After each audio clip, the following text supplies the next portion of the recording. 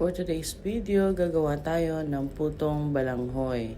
Ayan, una, pumunta kami sa fish market at bumili ng balinghoy. Balinghoy to sa Ilonggo, ewan ko sa Visaya ay balanghoy ang tawag nila.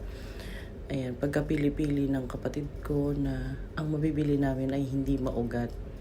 Pagkatapos ay binalatan na ito at hinugasan ng mabuti kasi nga medyo maputik-putik kapag binalatan talaga yung kamoting kahoy na to.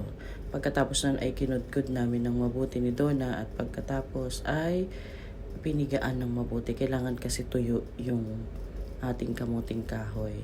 Pagkatapos po niyan ay paghihiwa-hiwalayin ko at pipiliin natin kasi minsan may nakakasamang kahoy, yung uugat, yung ating kinayod.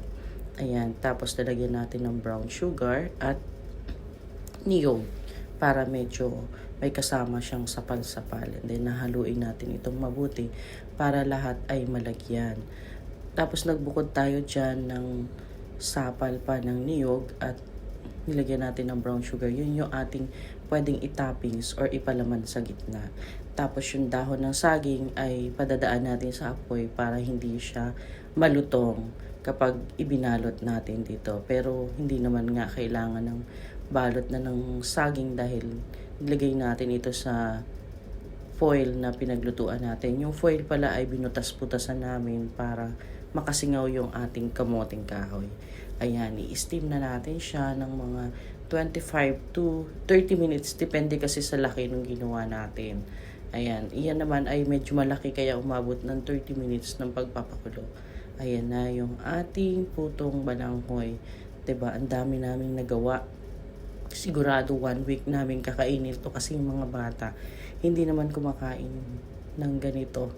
Nakakamiss lang kasi dati nakakain mo to sa Pilipinas eh. Ngayon kailangan mo talagang gumawa para makain mo siya. Kaya ayan, ang dami nang nagawa namin. Ang tagal namin itong makakain.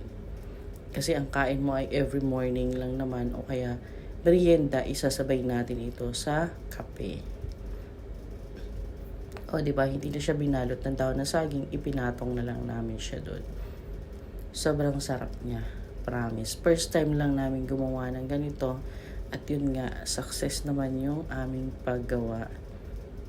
Oh. Thank you for watching. Kain po tayo.